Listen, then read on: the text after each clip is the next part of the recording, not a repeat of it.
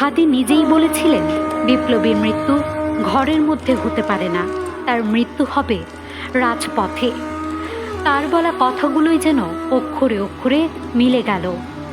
এক সাক্ষাৎকারে সদ্যজাত সন্তানের ভবিষ্যৎ ভেবে যিনি চোখের জল লুকাতে পারেননি, সেই মানুষটি নিজেই বুঝি জানতেন তার পথ চলা দীর্ঘ নয়। রাজপথে উচ্চারিত বজ্রকণ্ঠ, অন্যায়ের বিরুদ্ধে অবিচল দৃঢ়তা যার, সেই হাদি আজ নিথর দেহে দেশে ফিরছেন সাধারণ একটি লাল রঙের কফিনে করে। তার এই অকাল মৃত্যুতে পুরো দেশ জুড়ে নেমে এসেছে শোকের ছায়া। ফ্যাসিবাদ বিরোধী আন্দোলনের বলিষ্ঠ কণ্ঠস্বর এবং ইনকিলাব মঞ্চের মুখপাত্র ওসমান হাদি সিঙ্গাপুর জেনারেল হাসপাতালে বৃহস্পতিবার রাতে চিকিৎসাধীন অবস্থায় শাহাদাত বরণ করেন। পরিবার সূত্রে জানা গেছে, হাদির ইচ্ছে ছিল তাকে যেন তার বাবার কবরের পাশে সমাহিত করা হয়, তবে এ বিষয়ে এখনও চূড়ান্ত সিদ্ধান্ত হয়নি। নিথর হাদির ভগ্নিপতি আমির হোসেন জানান, জীবিত অবস্থায় হাদি বারবার বলতেন বাবার পাশেই যেন তার শেষ ঠিকানা হয়।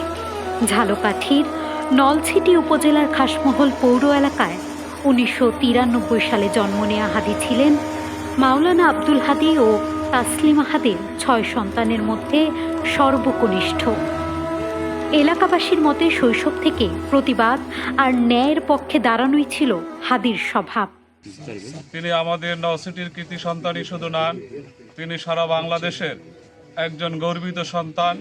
তার মৃত্যুতে আমিও একজন নলছিটির সন্তান হিসাবে আমরা সবাই বেদনা বেদুর হৃদয় এখানে দাঁড়িয়েছি। তার এই অকাল প্রাণে শুধু নলছিটিবাসী নয়, ঝালকাঠিবাসী নয়, সারা বাংলাদেশ আজকে শোকে হতবিহ্বল। আজ সকাল থেকে হাদির ভাঙাচোরা ঘরের সামনে ভিড় করছেন চেনা অচেনা অসংখ্য মানুষ। বাড়িতে থাকা হাদির বোন ও তার পরিবারের সদস্যদের সান্ত্বনা দেওয়ার ভাষা হারিয়ে ফেলেছেন আগতরা।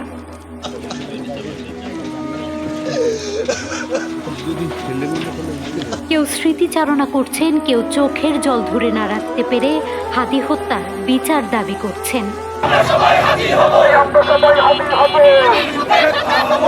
গত 12 ডিসেম্বর রাজধানীর পুরানা পল্টনের নির্বাচনী প্রচারণার সময় সন্ত্রাসীদের গুলিতে মাথায় গুরুতর আহত হন ওসমান হাদি।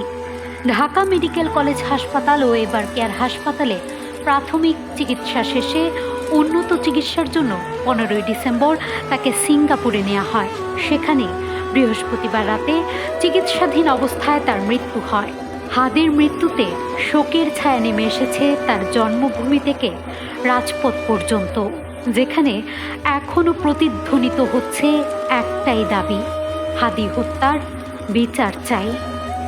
News desk, Manabzamin.